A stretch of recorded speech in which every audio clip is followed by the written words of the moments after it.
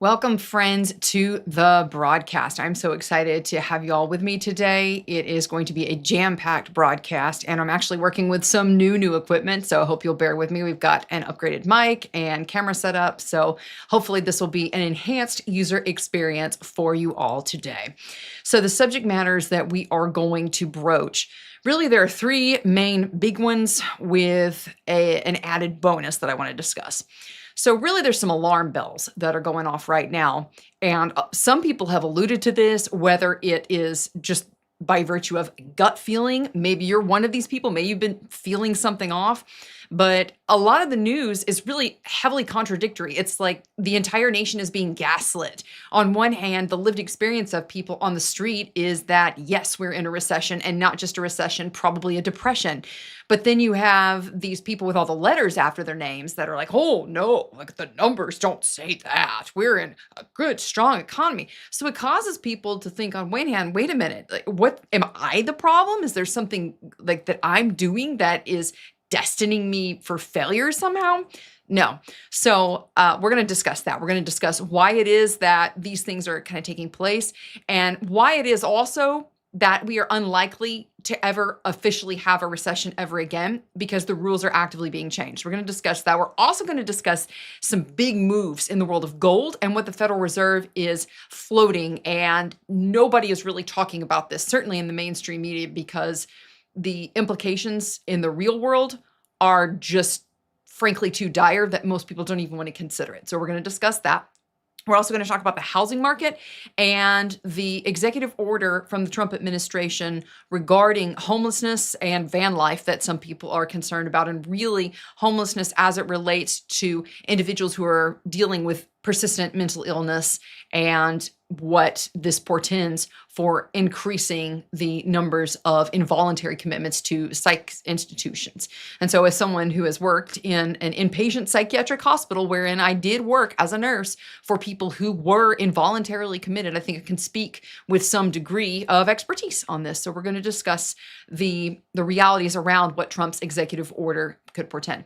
So if you can hear me, please smash that thumbs up and let me know where you're tuning in from. It's really nice for me to be able to engage with y'all in the audience and to know where you're tuning in from. Northeastern Tennessee here. I see Northern California, fantastic. From West Virginia, Michigan, awesome. And I like hearing where y'all are from, because it helps me to really try and see things from your vantage point and what you're experiencing, what your lived reality is. Certainly, on the ground level, a lot of people are experiencing, certainly when it comes to the housing market, real big bubbles and points of unaffordability. And a lot of this depends on where you are. California's been experiencing this for years, but also some of these places that have been, the COVID bubbles in the South and the Sun Belt have been experiencing this.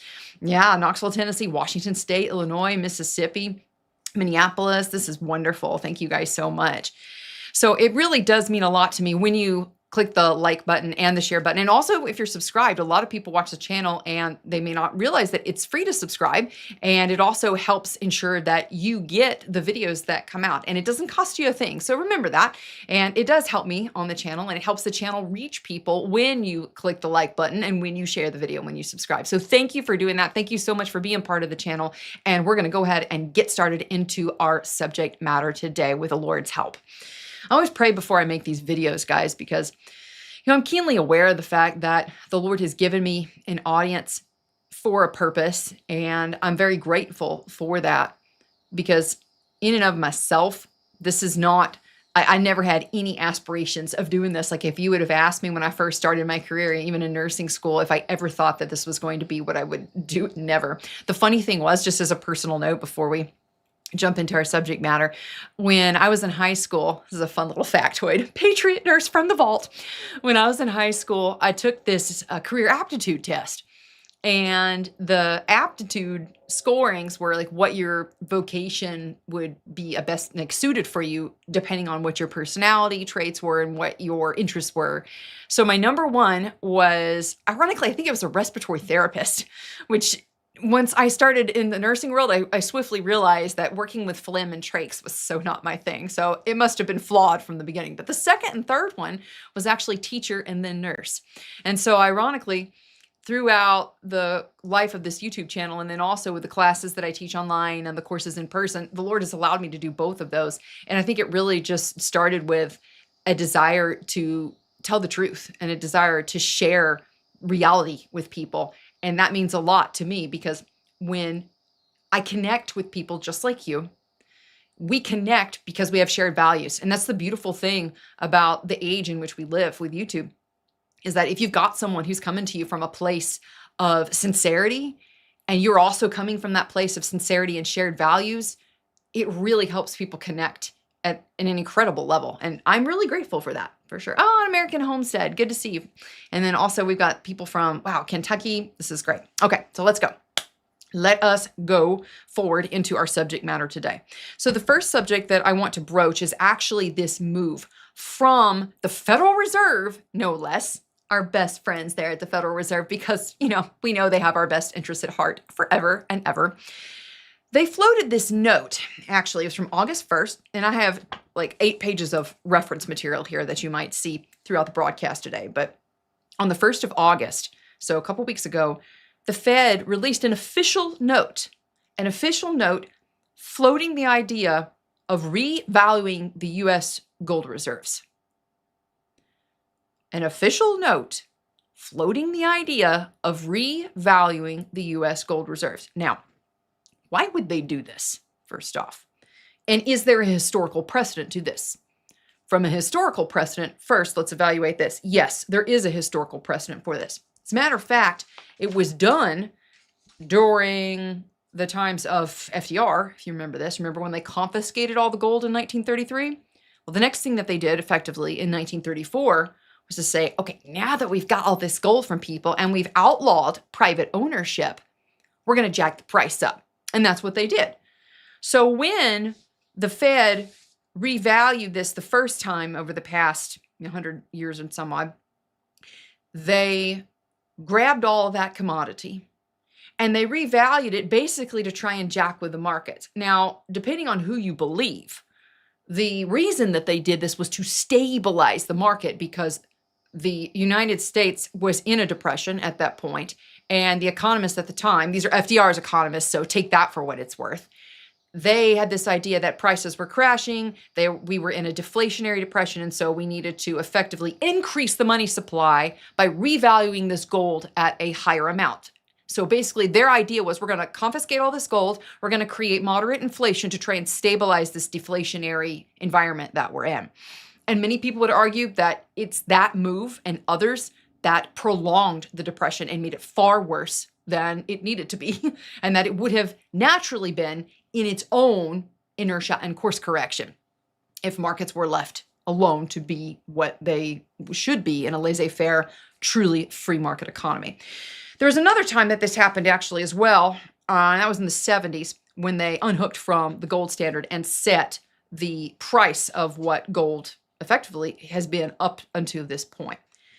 So this is what many people are concerned about when it comes to the revaluation of gold. As it sits right now, let me pull my numbers out here, my figures. The current legal valuation of our gold, the gold that we have in Fort Knox, is $42.22 an ounce. Now, for those of you who follow commodity prices like gold and silver, precious metals, you're laughing right now because you're like, they ain't no way.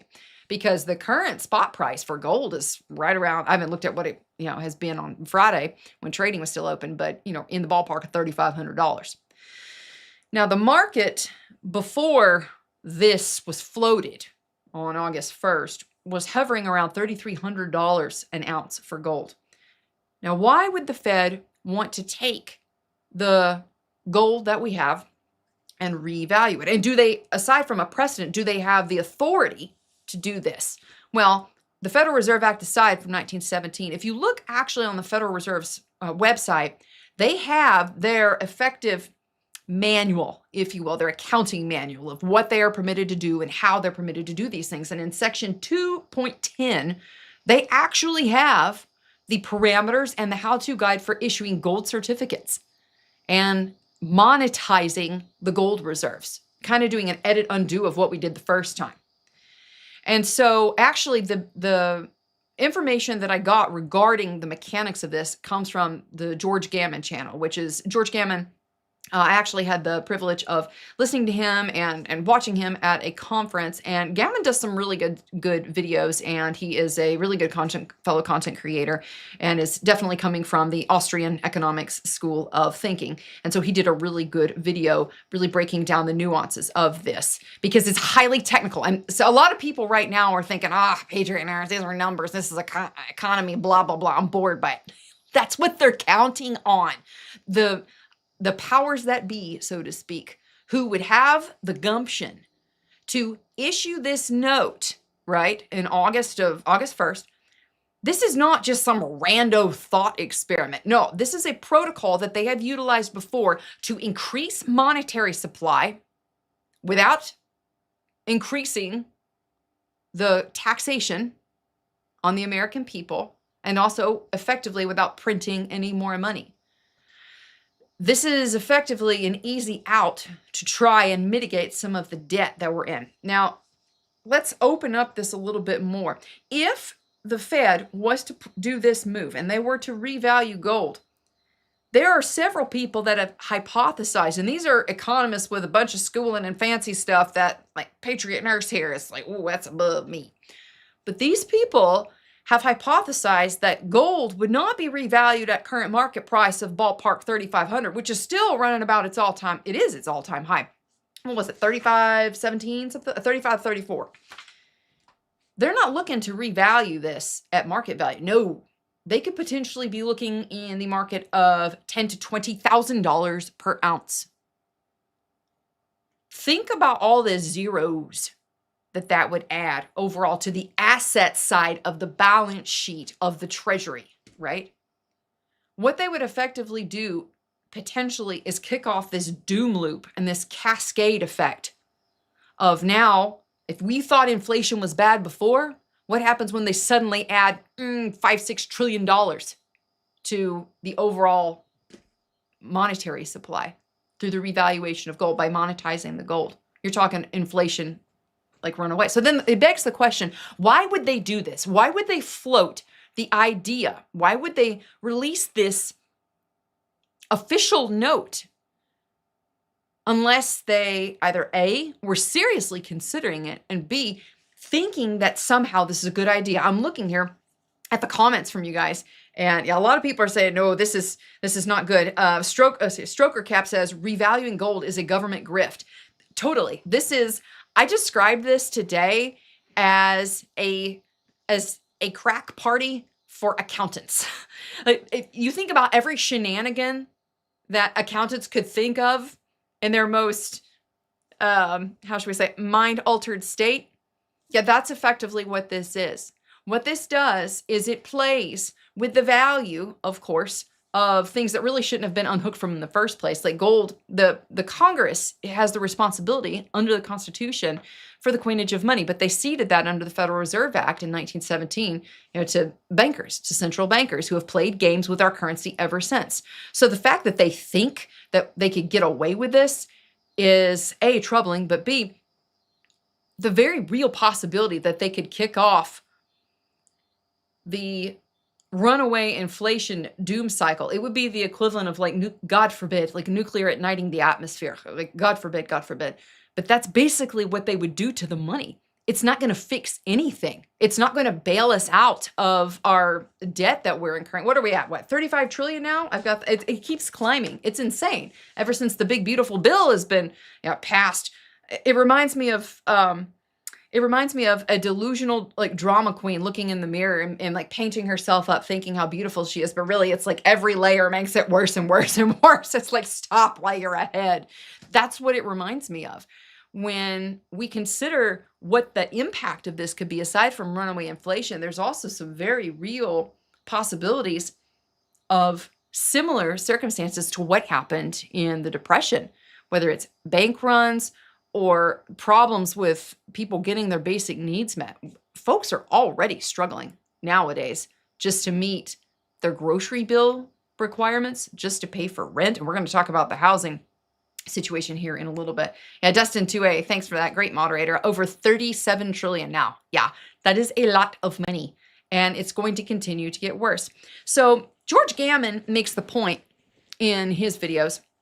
He's made the point recently that effectively the economy, read the stock market, is going up based on irrational exuberance and on narrative, not on fundamentals. That this growth and this expansion in the supply is based not on reality, but on spin and on lies that people are willing to believe. Thank you for the super chats, by the way. Thank you, Gar, for the super chat. He says, thank you, Pian. I appreciate you. And thank you, Florida Maquis, for the super chat earlier. I appreciate you. I appreciate y'all very much. Hey, Roots, Rocks, and Feathers. Good to see you, darling. Glad you're here. Thanks for being a faithful supporter. I appreciate y'all very much. Let me know what you think when it comes to the reality of what this can mean. If they do revalue gold and it expands more money like into the supply, all that's going to do is cause that expanded supply to move faster, which is only going to feed inflation, which is like COVID on steroids. What do you see as really the first impacts of that increase? Do you see gas going up? Do you see food going up? The rate of inflation that I've seen here, like just in the Southeast with food, it's nuts. Going to the store, even the grocery outlet, y'all, like we love us the UGO down here in the South. Hallelujah. Like we hold revival meetings at the UGO parking lot because everybody's going to be there. But still, when you go into the UGO and you see that lentils are $1.38 a pound, and you remember, wait a second, pre-COVID, they were 68 cents a pound, 78 cents a pound. That's a problem. And I see in our area in Tennessee right now, I have seen more homelessness than I have seen my entire life. I have friends who work in food pantry ministries, and they've told me that the demand is higher than they've ever seen. All of these are real impacts of inflation.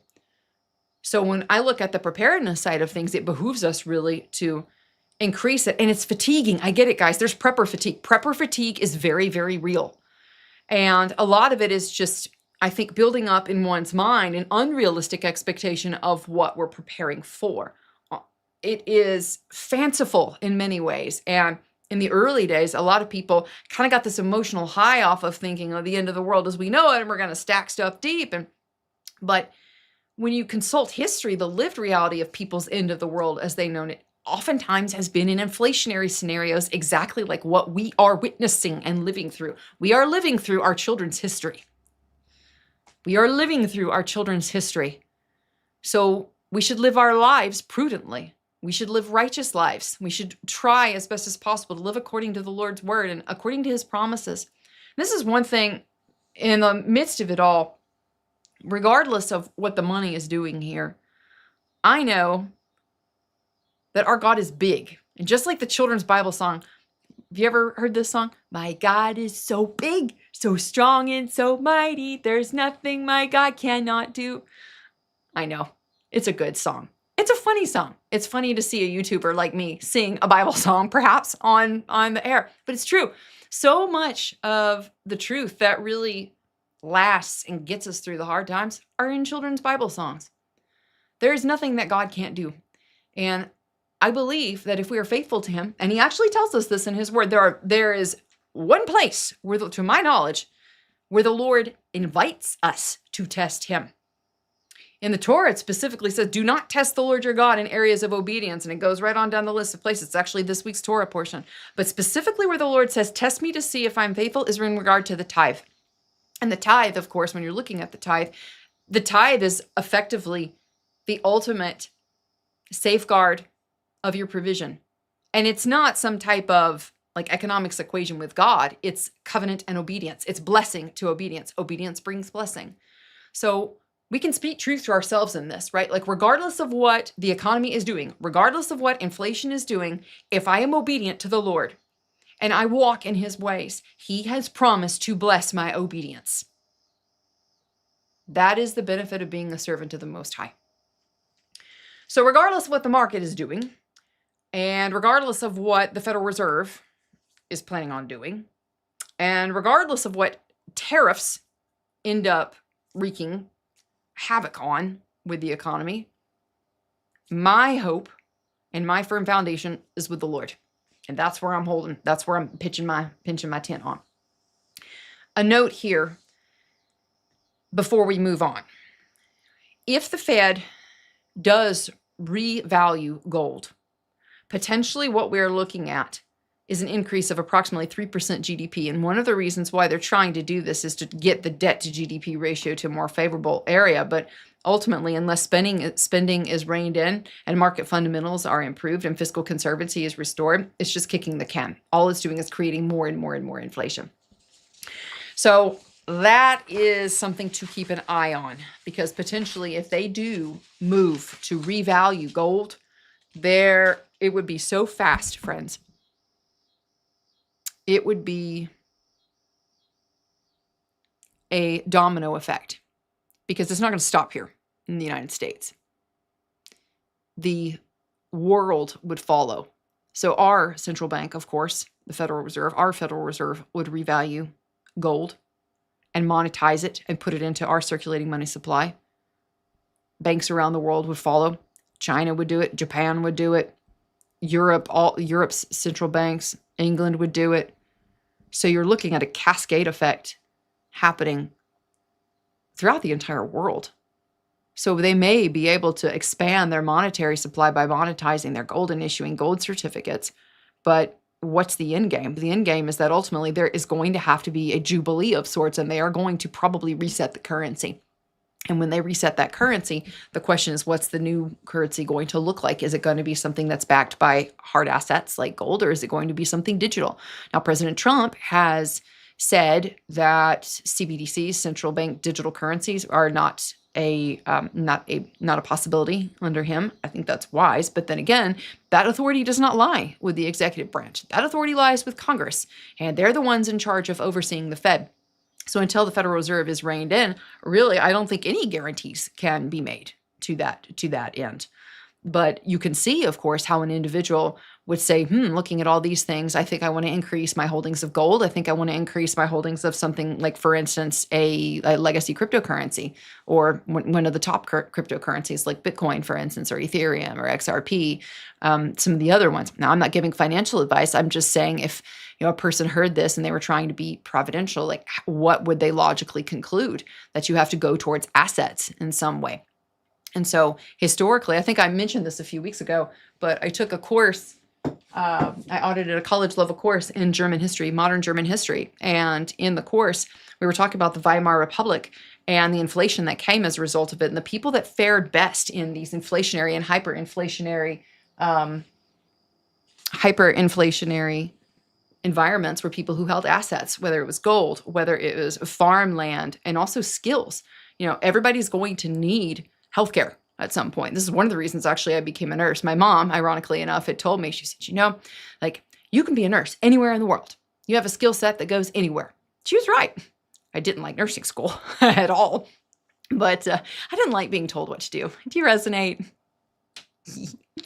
But really, skills that are enduring. People are always going to need care. They're always going to need support. Because invariably, like, the human condition is one of birth, aging, and death.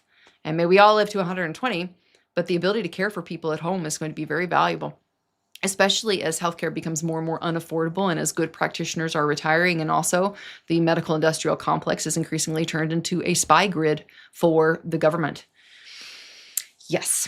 So we're going to move forward here. I want to talk about the rewriting of the rules in regards to the recession callers. So the National Bureau of Economic Research, the NBER, are they cold-hearted, NBER? Some of you got that. The National Bureau of Economic Research has kind of changed the way that they classify recessions now. And part of this is because President Trump has been leaning on people within the government and within offices to give rosy views of things. And I personally, I have a problem with that, although, figures lie and liars figure. And it doesn't matter if it was President Trump or if it was somebody else. Every person who sits in office, every president who sits in office is going to want rosy numbers and happy figures. So that way it doesn't look like a recession happened on their watch. And I don't blame them for that. But the reality is that if you're going to have honest recounting of data and not gaslight people and say, oh, there's no recession, when clearly Main Street is like, there's tumbleweeds going down Main Street. Oh, there's no recession. The economy's strong. Like, don't lie to people. But unfortunately, that's what's happening. So check this out. I got some fun data here for you. So when you look at a recession and how the NBER would quantify a recession, effectively what they would use as a metric is to say that for 2 quarters, so you have 4 quarters in a year, I'm talking quarters from a business cycle, that 2 quarters of negative GDP, which is effectively contraction, that the gross domestic product that the United States' output effectively is getting smaller. They want 2 quarters of that to call it a recession. That's how they have called recessions up until recently. So in the 80s and 90s, also the dot-com bust, and then 2008, of course, and then 2020, they were fairly consistent in how they classified recessions until 2022. 2022 broke this pattern, and effectively what they said is now we're going to change the way that we classify recessions. So instead of actually looking at overall GDP, we're going to look at a whole bunch of basket of information, which coincidentally and conveniently we also can control and redact, by the way, and revise downward after the fact at our own convenience. They look at payroll, consumption, industrial production. They also look at jobs report. But here's the thing, guys, I don't know if you're aware of this, but the jobs report for, what was it, a month ago in 2025?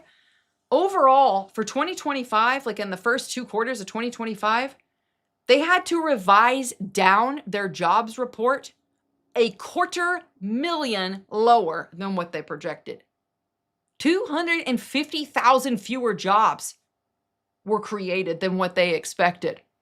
So they have these little outcroppings of what they consider as like their projections of employment, right? And the jobs report, non-farm payroll, all this stuff. Bleh. Bleh. That's what I say when I look at the numbers. Bleh. Like, really? But when you look at these numbers, right, they were so freaking off on their projections that they had to drop it down by 250,000 jobs. Like, that's huge. That is huge. That's mind-blowing huge. How do you have a margin of error that big unless you are woefully incompetent at your job? Oh, wait, it's the government. That's standard operating procedure for them. The political incentive here, though, with all these revisions and like fudging of the numbers, is that everything always looks rosy. There's like permanently bull cycle. Never a bear market ever again. Never a recession ever again. We are always in a growth economy. This is nonsense. This is sheer nonsense. It reminds me, actually, and several of you will either know or have family who are friends who have grown up in communist regimes who came here to the United States. Having friends who came here from Argentina, from Cuba, from the USSR, they all have common narratives when it comes to what they experienced at the time, that things will be awful. Like the bread lines in Russia and in the former Soviet socialist republics, they were awful. It was said, actually, that Russians have been, like, whenever they would come to their new home, like emigrating, that Russians would be the best people to wait in line because they got so used to waiting in line for everything in the USSR. You'd see a line and you'd get in it. And then once you were in it, you would ask, what is the line for? So their governments, this entire time, the governments would be telling people, oh, everything's great. Like the production of the USSR, we are making like good production of tractors, combines, whatever. That's my awful Russian accent. I beg your pardon for those Russian speakers in the audience, because I'm sure it was pretty atrocious. Nonetheless, the reality is that when a government is telling you that these numbers don't lie and they're just going to make up the narrative and you better sit down, shut up, and believe it, that hurts everybody, except the people at the top who have the insider trading knowledge to allow them to profit prolifically from the true information that only they have access to. It reminds me of, what is that Eddie Murphy movie? It's Not Coming to America. It's the other, Trading Places, that one. Trading Places, the Orange Report, the Orange Crop Report. That's what it reminds me of. I see some really interesting comments, like people talking about like the system being based on like a bunch of lies. And oh yeah, Awaken says Trump fired that lady. Yeah, actually he did. President Trump did fire the woman who was at the head of basically the bad report. He fired the woman who gave the bad report. Not exactly the most encouraging development there. But the reality is that this hits people at a very deep emotional place. So it does not allow true discovery, like price discovery in the market. It doesn't allow people to have good information to make solid choices for their families and their future by having a government lie to them about these numbers. It doesn't help business for sure, because business is relying upon good numbers and good data in order to make capital investments and hire employees, et cetera. It doesn't help them. And I'll tell you who it really, really hurts. The lie that we're not in a recession and the suppression of this information, it really hurts good men in particular and families. And why do I say that? Because a righteous man, and they are, thank God they exist. A righteous man has a desire to protect and provide for his family. And when you look at the evolution of our nation and the way that the role of masculine men has been trodden upon, this is really like the nail in the coffin. Because you're going to tell a man, first off, that with NAFTA, and Ross Perot was right about it, friends. I remember that debate. I remember it. You're going to tell a man, an honest laborer here in the United States, that somebody else is going to do it, for a third of the price, and it's okay. Like, he'll just suck it up and learn to code effectively. So men really took it. Like, they took it on the chin with NAFTA moving forward, to the point now where most people, unless you were blessed and living frugally, find it very difficult to pay for all of their household expenses on one income. It is possible, but it requires a lot of faith and a lot of frugality to do so. Men took that hit in NAFTA. And now, throughout the development of this economy that increasingly has taken away the traditional areas that men succeed at because of the way that their brains are. When you look at, for instance, building, manufacturing, like, the male brain is designed to do things based on what he has adapted to thrive over and to keep alive with, his family alive with, over thousands of years of the millennia. So we've told him now that he's less and less valuable, that the American man is less valuable than, for instance, the Mexican, who's now going to be building the cars that he's expected to buy, by the way. And then also that the American man, who has now learned to code, is now being shoved out of the way with artificial intelligence. Now you're telling him that everybody else is thriving, that there's no recession, even though he can look around and see that his neighbors' businesses are shuttering. He can look around at the grocery store and see the prices have doubled, tripled on things. He can look around and see that he can't afford to put a basic roof over his head. This hurts people. So lying and telling people that we're not in a recession, all this does is create more hopelessness. And I think really the take home for us is, do not rely on the government, regardless of who is in office, because we know they are not here to help. They're here to get their meal ticket punched. Most of the people who work in government on the lower levels are there to get their meal ticket punched. If they're on the upper levels, usually they are there because they crave power or because they want fame or control. Very rarely are people there for beneficent reasons, almost never. And so for that reason, I think that we are going to potentially see people just say, you know what, whatever. And I see it. I see people giving up. Like, even in Tennessee, I see people giving up. I see people leaving the country. That is a thing right now, as so many people have become disillusioned with the American dream because they believe it's turned into a nightmare. And if you look from a quantitative standpoint, en masse, you can't really blame them. Student debt, credit card debt, and not because of people going and taking vacations, but because they're literally having to put their grocery bill on Klarna. This is a problem. So let us not live by lies. Was it Solzhenitsyn who said that? Let us not live by lies. Let us be real. Let's not lie to ourselves. Awaken says, hey, I'm a retired government employee. Yes, Awaken, retired. Retired. Yeah. I tell you, I have prayed several times when having to deal with things, and I have been also amazed that the Lord does have his people in the most interesting of places. So I believe that we're just going to have to trust our gut more and more, because you can't believe the numbers They have cooked the numbers to mean whatever they want to mean. And now it's just overt, like they're overtly lying. So the third thing that I want to discuss is the housing downturn.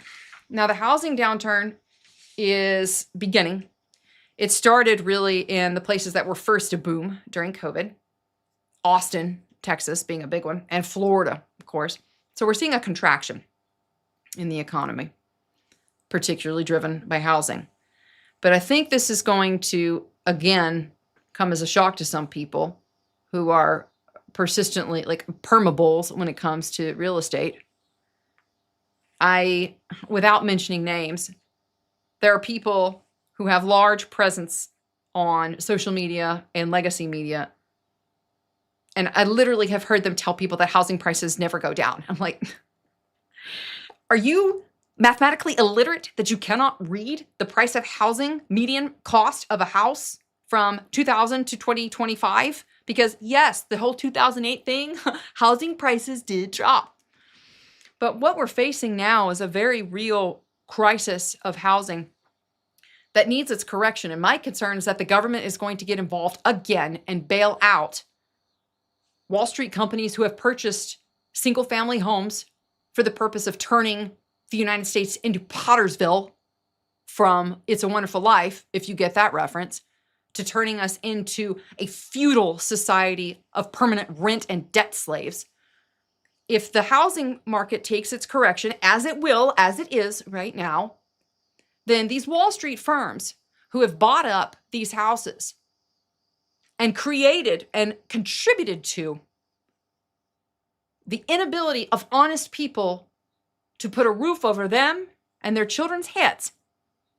Why is it that these honest people should have their taxes stolen from them to bail out the same companies that robbed them of affordable housing in the first place? So let's talk about the reality of what the market's doing right now. Realtors are going to be, and I'm sorry for realtors listening in the crowd, realtors have one of the lowest trust metrics of any profession, and it's well earned in many cases because they're always going to tell you that housing prices are going up. It is in their best interest to do so, even when it is flagrantly untrue. The current lie that's being floated by pretty much every major realtor with any social media presence is that it's all about the interest rate. If the Fed would only drop interest rates, then people could afford housing again. Bull. When you look at what the median house price is, median house purchase price, compared to the median household income, there is a large mismatch. That is why we are at an all-time high for housing unaffordability. You could literally give people a 1% mortgage. It ain't going to fix it. And so because the market is so jacked up in its fundamentals, these markets in these overheated areas, like for instance, Florida and Austin, Nashville, Tennessee, Idaho, Montana, these places that were fundamentally overvalued to begin with, now they're starting to correct. Granted, it's slow as molasses in January, so it's like aching to watch it go down. But a lot of people, in order to pay for their increase in expenses, whether it is the increase in property tax or homeowners insurance or just the cost of their grocery bill, have taken out, you guessed it, HELOCs, home equity line of credit. So they've taken out this loan from the high, like the bubble estimate value of their house. And when that house eventually corrects in its value, now they got themselves in a pickle. So ultimately,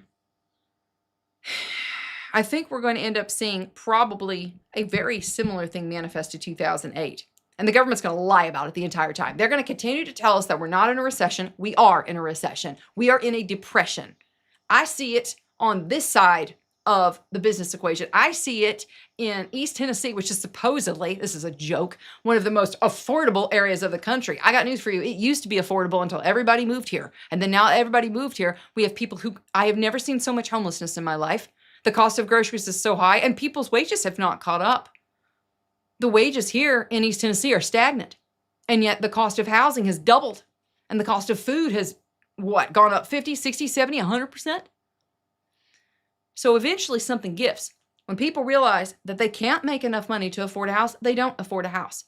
and they can't afford to rent because these rents are astronomically high too. So what do? They move in with people. And what do when they can't move in with anybody else? They live in their cars. And I see it.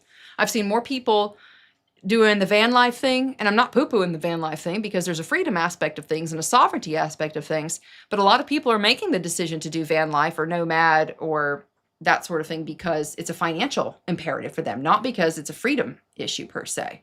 So what I see overall correcting with the housing market is that this is going to be an uneven impact. Certain areas are going to hit first. And ultimately, I think this is going to set off something that's probably equal, if not greater, in scale than 2008. And I am sincerely hoping that the U.S. taxpayer is not going to end up footing the bill for this, just like we did in 2008. Great movie, by the way, The Big Short. Love that movie. Nobody, I think one dude went to jail for all that nonsense with Lehman Brothers and the, Moody's rating these junk bonds as AAA. Nobody went to jail for this. The taxpayer paid for all of this. We got taxed for Wall Street.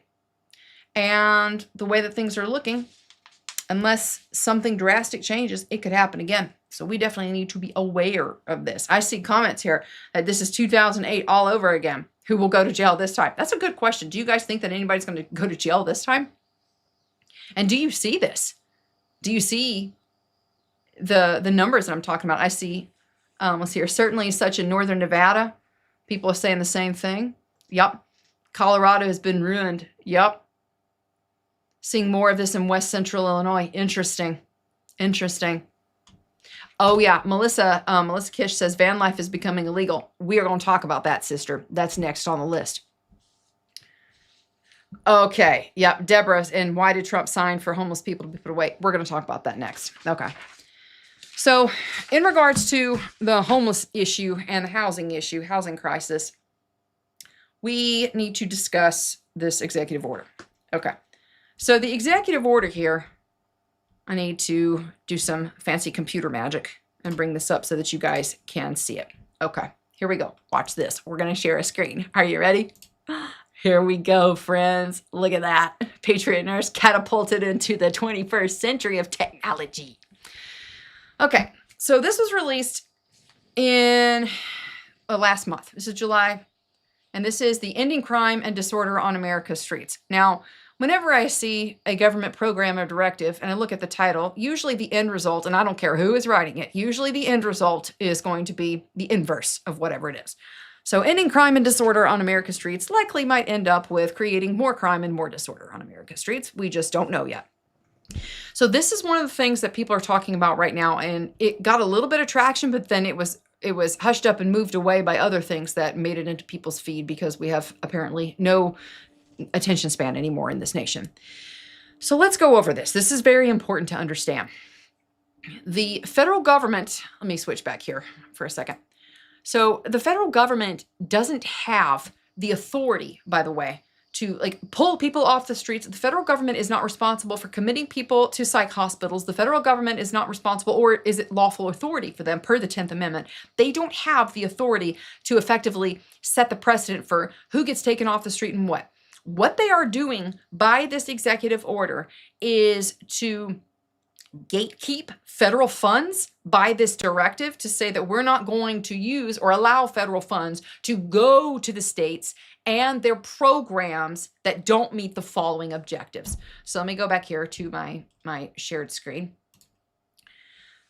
So the whole purpose, per the White House release here from President Trump, is to end vagrancy, disorderly behavior, sudden confrontations, violent attacks that have made our cities unsafe.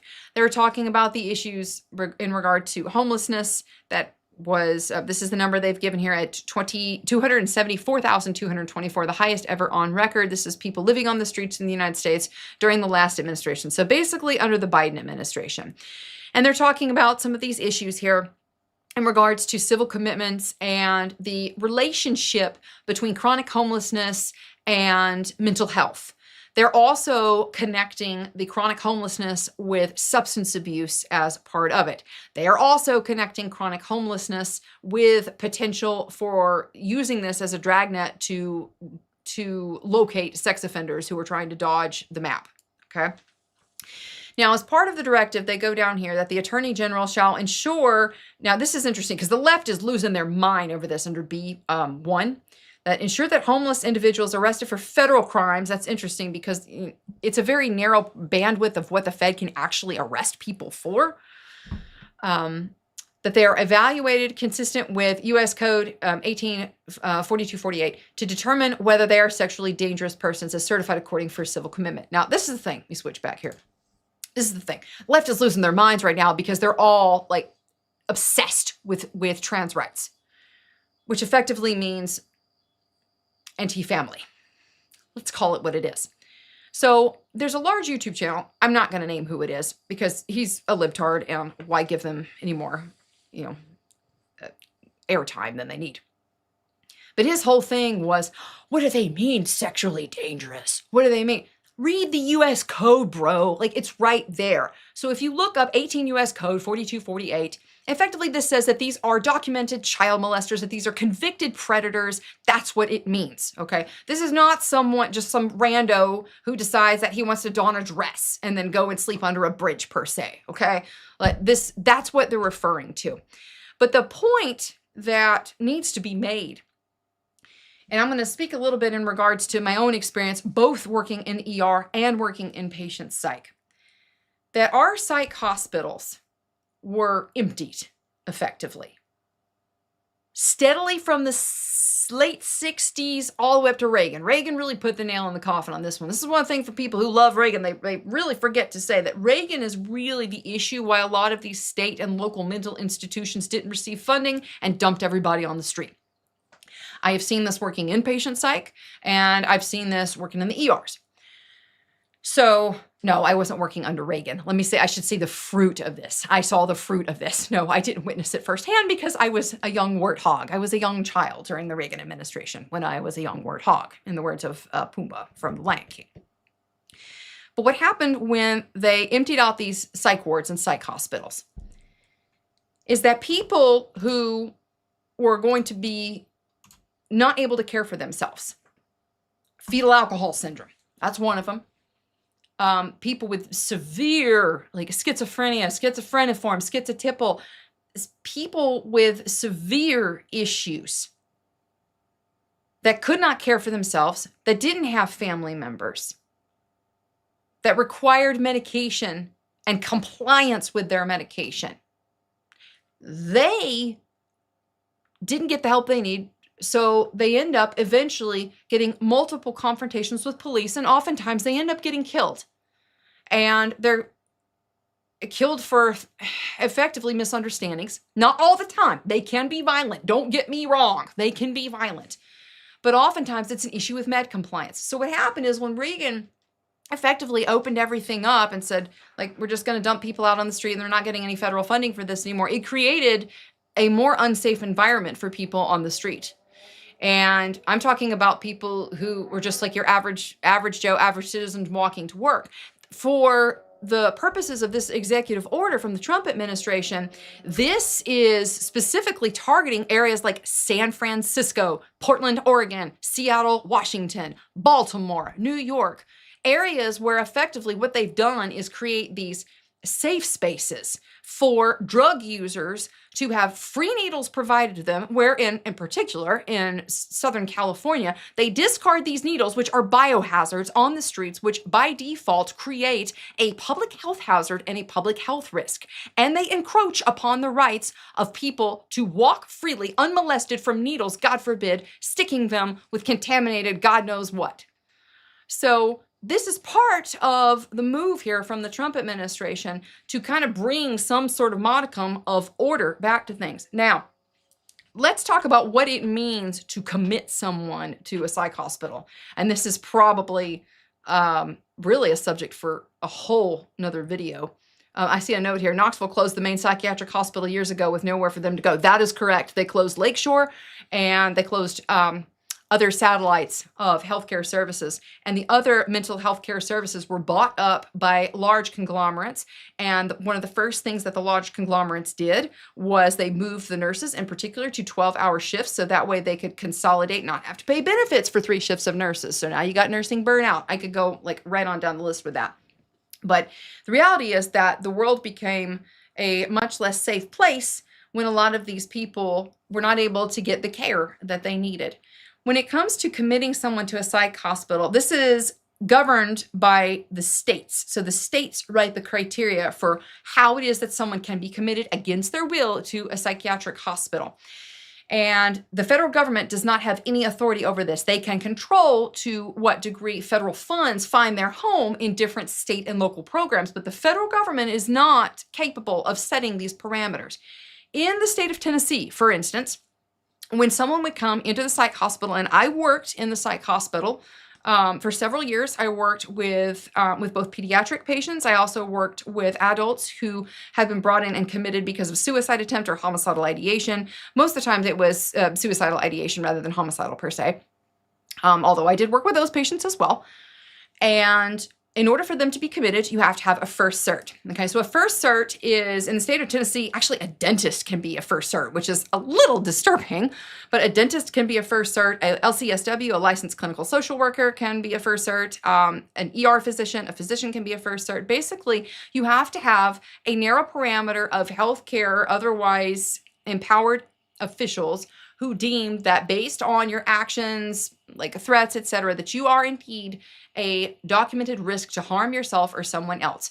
And so you get the happy little ride in the squad car, most of the time from the ER, but sometimes from the street, dealt with that too. And you come to the psych hospital, and as part of our intake, we do our assessment as nurses, but then also within a very short amount of time, the push was for us that second cert, meaning the attending physician has to see them within 24 hours. And the push for us was to get it done like earlier than that, because according, I think, to the state of Tennessee, you have up to 72 hours of holding before you have to be let loose if there's like no second cert. In my time working in inpatient psychiatric, I'm trying to think if I ever saw someone who did not need to be there. Yes, there was one instance of an individual who was committed, and within 10 seconds of seeing this dude, I realized, I'm like, this dude does not need to be here. And ultimately, after the 72-hour hold and the second cert, the physician, after talking with him, said, no, like this person does not need to be involuntarily committed. This person needs outpatient counseling, but this person is not a demonstrable harm to himself or somebody else. So it's not as easy to commit people as one would think. The people who we would call like the frequent flyers, who really needed to be committed, they were people who dealt with usually schizophrenia, sometimes really bad bipolar disorder, and effectively they would go off of their meds. And I'm not talking like just being at home eating Cheetos, like pleasantly psychotic. No, I'm talking like in public, disrobing at intersections. When I say disrobing, like we're not talking they're going out there in Hugh Hefner smoking robes, like they're just walking out in the middle of traffic naked. So on one hand, this might seem kind of funny, but the flip side is, there are, people who are in distress walking in traffic, and like people don't deserve to die because they're crazy, right? So they needed care, and they were fine on their meds, right? When they were on their meds, but when they didn't get their meds, they were not capable of caring for themselves. And so I have seen that, and I've worked with that.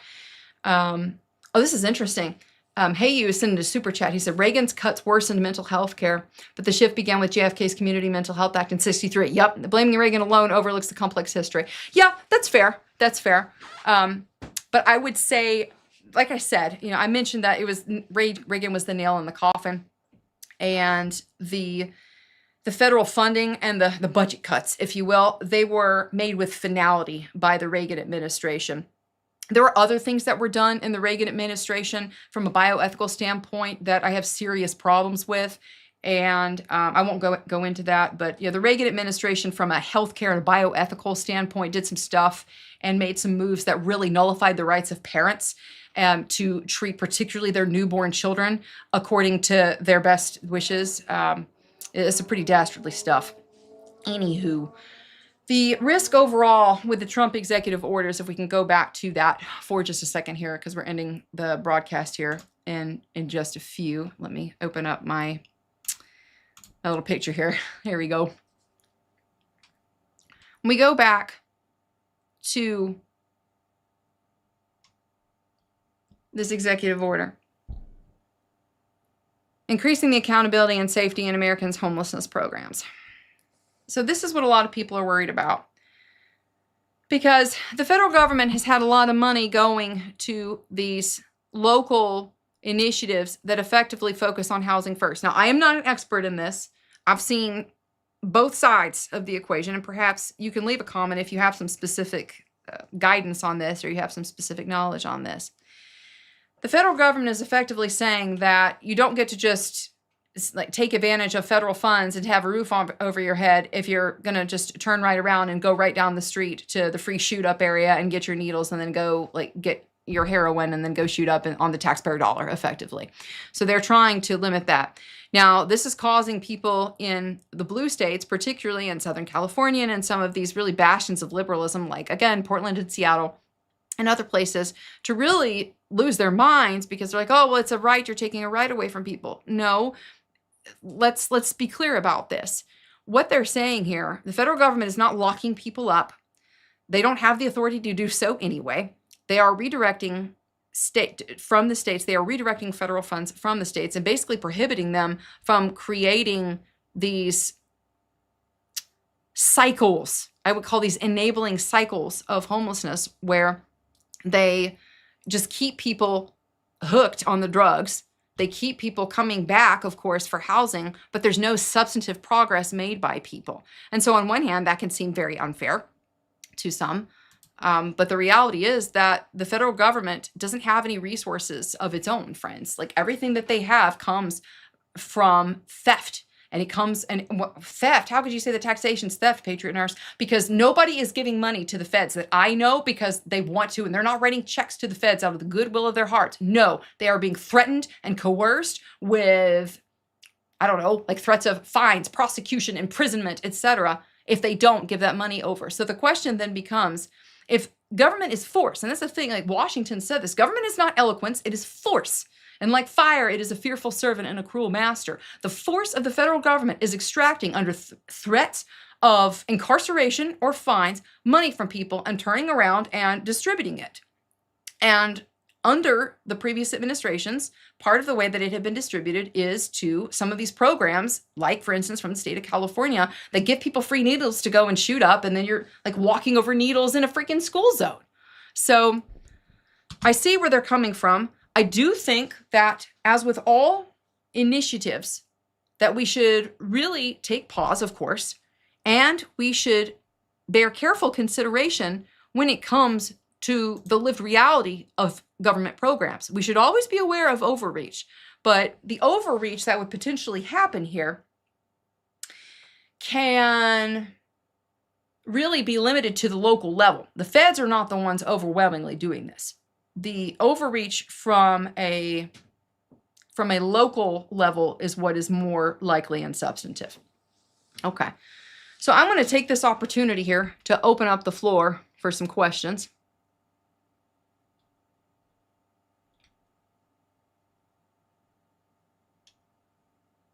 And if you have a question, actually, if you would please, in the comments, as you're leaving comments, make it one sentence, please, and in all caps.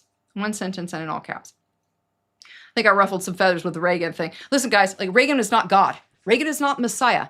And Reagan palled around with some people, like with like Bohemian Grove and stuff. So, like, on one hand, he did a lot of like good things for the economy, but like the impacts of the moves that he did are real. Did he like cause everything? No. Like I said that it was the nail in the coffin, right? These moves did not start and end with him.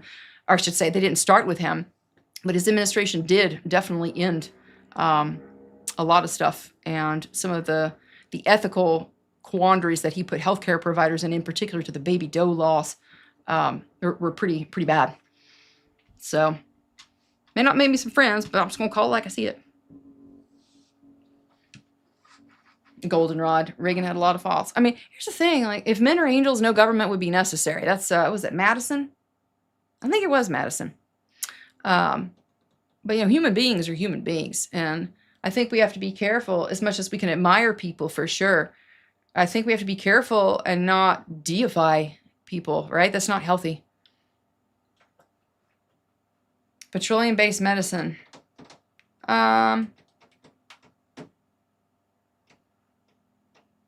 I don't see. I'm sorry, Pam. I don't see the question. That's not really a question. I need a question.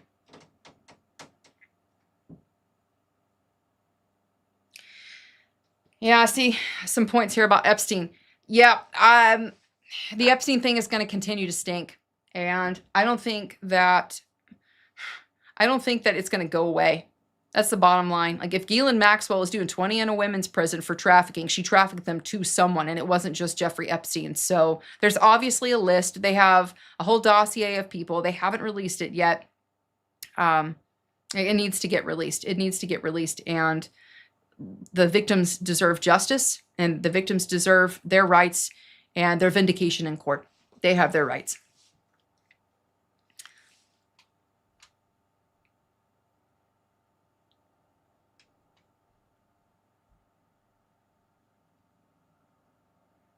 And again, if you friends have a question, to leave the question in the comments and make it one sentence, please, in all caps.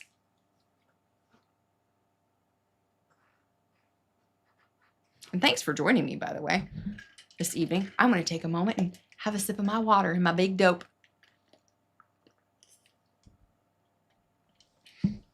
Rick Johnson, what time frame do you think before all this comes to a head?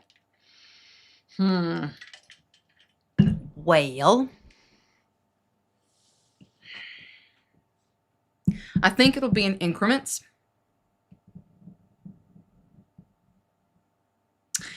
I think that most people right now in the United States, given the fact that the majority of America can't write a check for $500, are already in financial distress.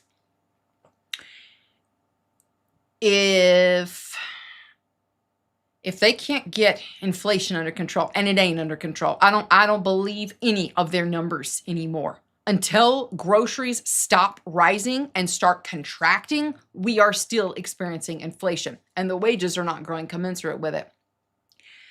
The midterms are going to be interesting. They're going to try everything they can to have rosy, peachy, like cheap stuff for the midterms. They're going to try and have gas cheap, etc. The midterms are probably going to look rosy by the, like, I would say 6 weeks, like in the 6-week hot zone around it. But I don't know, man. I really don't know. I really don't know. It's very hard to know these things because so much of the data is manipulated and so much of the bubble is just, it's being inflated more and more and more. But what I do know is things are not getting cheaper. They're not going to get cheaper probably at least for 6 months to a year. It's probably going to continue to rise. Probably going to continue to rise. Hey, you says, I didn't mean to sound like a Reagan lover. No, dude. You're good to go. You're good to go. No, I was just, I was trying to expand. Expand on things. You're good to go. Hey, you. Yeah. Hey, you. I appreciate you. Okay. Question. Do you think housing will ever be affordable, or are most young people cooked? Ooh.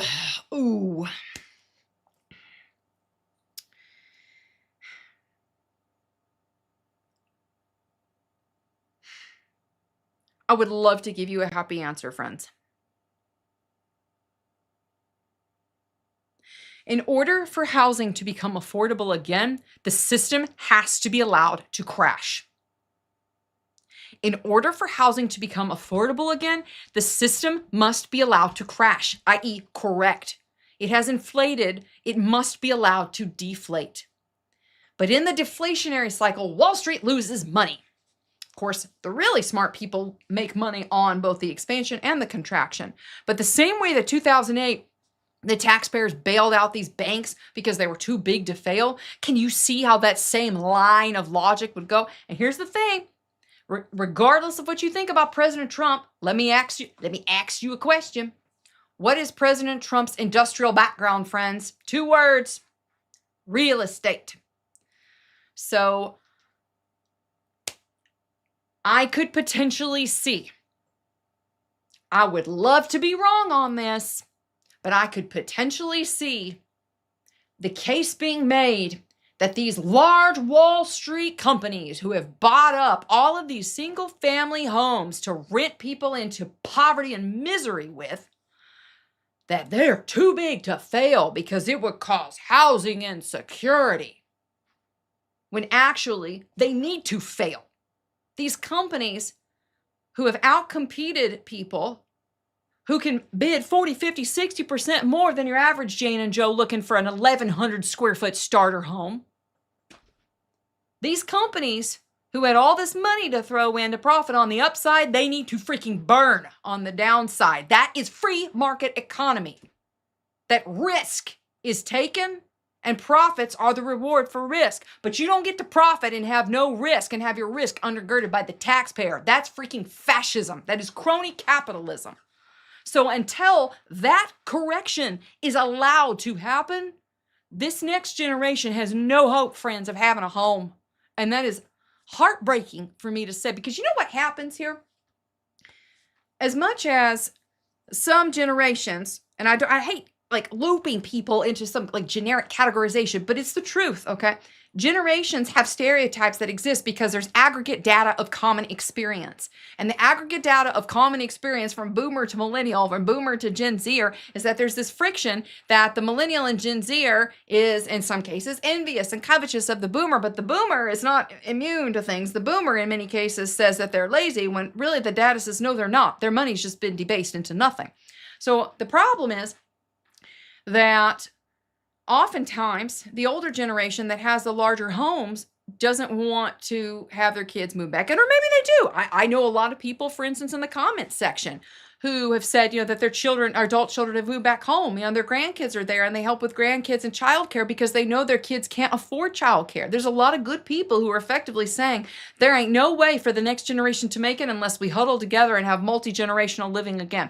That is effectively the solution, I think, in the short term. And if you look at the U.S. Census data from generations prior, multi-generational living was very common. That's how people ensured that their family members had care before they sent them away all to the old folks' home.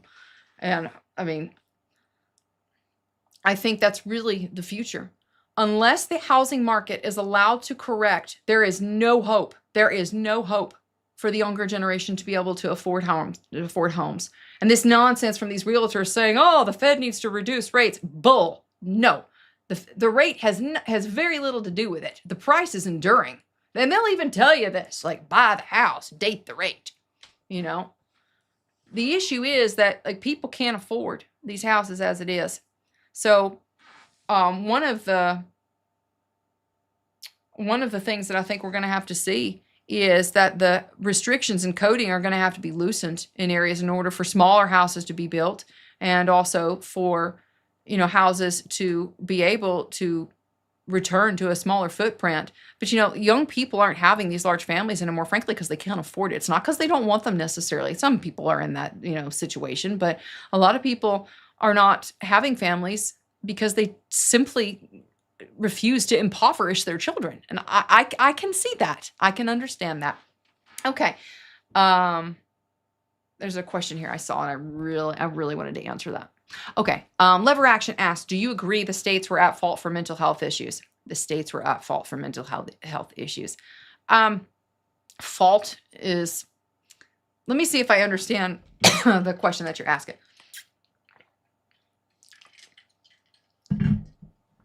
Mental health issues occur for a variety of reasons.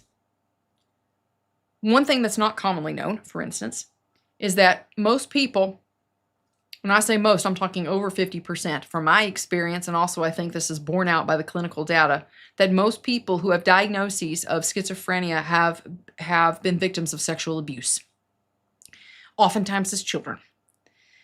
And a lot of mental health, particularly the type that creates this persistent and chronic homelessness and persistent and chronic need for care and just misery on the parts of people, a lot of this has its origin in deep wounding.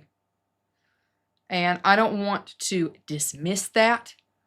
That's something actually that I'm quite passionate about. That was my first job as a nurse. My first job as a nurse, they tell you, I don't specialize right out. I was like, whatever, I'm going into psych because I care about people. And, you work enough with people and you see just the hardship that is created from being victimized, and things that they didn't ask for. And this is one of the things, I'll be straight up honest with you guys. This is one of the reasons why I am a believer in public executions and capital punishment for people who victimize children. This is also a reason why no person who fears God and who values justice in the United States should be wanting this whole Epstein thing to just be washed away. When children and young people are victimized, it robs an entire society of its future. And seeing the multi-generational impacts from a public health standpoint and from a psychological standpoint that I witnessed working in psych institutions, I can tell you, like, it's pervasive, the impact. And it's not something that can be trained out. It is not a therapy. There is no therapy that will fix that. These people have to be uprooted and removed from society. And having the taxpayers foot the bill to keep them alive, fed, and entertained with 3 square meals a day is repugnant to my sensibilities. So when it comes to, did the states create this, or did the states hasten this mental health thing? The states under the Constitution are responsible for seeing to the needs of the populace that are not specifically enumerated as responsibilities by the federal government under the Constitution. So the 10th Amendment says effectively, if it's not within the purview of the federal government specifically and narrowly defined under the Constitution, then it's to the states or to the people. And so on one hand, the states have a responsibility to safeguard the rights, the life, liberty, and property of their constituents.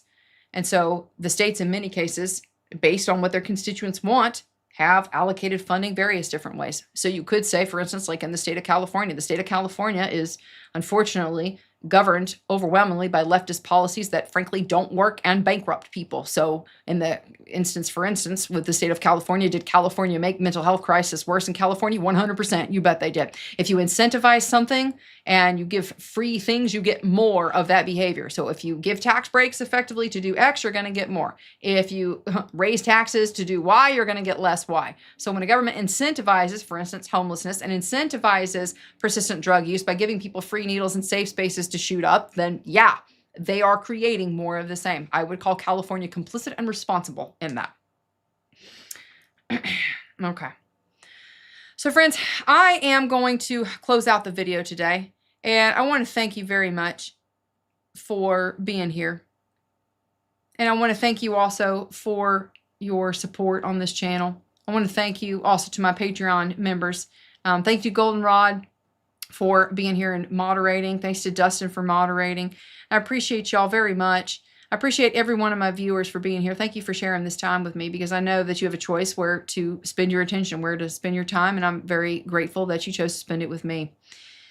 We have an interesting year ahead of us, friends, even though we're halfway through it. Can you believe we're more than halfway through it? It's crazy. August 8th, the 8th month. Time just flies nowadays. But you know, friends, I think that we have an opportunity to be a blessing to people. And so that's been my prayer. You know, it's easy to get discouraged in things. It's very easy to get discouraged in things. But oftentimes, I don't know if you've experienced this, oftentimes the Lord will wake me up, or I'll be awakened in like 3 to 4 a.m. in the morning hours, you know, the late watches of the night. If you wake up during those times, the Lord's got you up for a reason, so pray. And it's interesting because, you know, when you start praying for other people, praying for like whatever it is that you have need of, praying for other people's needs. It's amazing, because as you pray for other people's needs, watch your own get met. It's true. The Lord is waking people up and stirring people in their spirits to pray. I don't know a timeline. I don't have a window into that. And to be honest, I'm kind of glad that I don't, because we have manna enough for each day. When the children of Israel had left Egypt and they were on their way to the promised land, you know, they complained, of course, and the Lord gave them manna from heaven. But he only gave them enough manna for that day. And right before Shabbat, they got 2 days worth. But each person had to collect his own manna for that day. And I think that's kind of the attitude that we should embrace. Manna for our day. We eat from the hand of God. He supplies our need. Because if you're in covenant with the Lord, he's got you. And that's really the blessing of obedience. Obedience brings blessing. Disobedience brings cursing. And our nation has embraced wickedness and disobedience. But we can be the light, like in Goshen. And so whatever the Lord puts in front of you, do the next right thing. Do the next right thing. Some of the best advice I ever got. Life is overwhelming sometimes, particularly in the sensory overload onslaught that we have nowadays. Whatever God puts in front of you, whoever he puts you in charge over, whatever souls that he places in your path, do right by them. It's hard. I know. It's hard to think of others before ourselves sometimes. We all get so, we get overwhelmed with our own needs and our own wants and our own frustrations. But try, whoever God puts in front of your path, love that person. Love that person. Do something right by somebody. The other day, I'm not saying this to toot my own horn, but really as an example of I was happy to do it and it made somebody's day. I was at the grocery store the other day and I had come in just for like 3 little things quickly, just 3 little things. And I had my little basket, in my hand. I didn't have a buggy. Yes, it's called a buggy if you're in the South. I didn't have my buggy. I had my basket. I had 3 little things there and I was waiting in line. I saw this chick next to me and she's literally like, I've been there. I've so been there. She's holding like probably 8 things. And I looked at her and I looked at my basket. I'm like, I have 3 things. I totally could hold this with my left hand and give this to her basket with her to my right hand. I looked over. I said, honey, do you want this basket? I'm pretty sure I can hold all this. And she looks at me behind this mountain of groceries. She's like, are you sure? I'm like, yes, here. But I say that like not to be like, oh, tootie toot, Patriot Nurse's horn. Like, no, the point here is like, we should be looking as a mantra and like, we should be looking to do good. Look to do good. There's a teaching actually, the Hebrew letter Gimel. Gimel, if you look at the letter, it looks like he's running, like the little letter he's running. And there's a little teaching about it, like as children are learning that alphabet, that he's running to do righteousness. Like, let your feet rush to do good. And I heard a friend one time, real sweet sister in the Lord, and she was giving a blessing to a child. And I never will forget this. It was so beautiful. She put her hands on him. She said, may your feet run towards righteousness and away from evil. So let us be about the Father's business. Let us run towards righteousness and away from evil. Let us run towards righteousness and away from evil. Let us run towards righteousness and away from evil. So that is my prayer and my blessing for y'all for this week. Let us run towards righteousness and away from evil. May the Lord bless you and keep you, friends. Hope you have a wonderful week. And may you be prospered as your hands run to do the work of the Lord. For now, it's Patriot Nurse signing off. I'll see y'all later. Bye.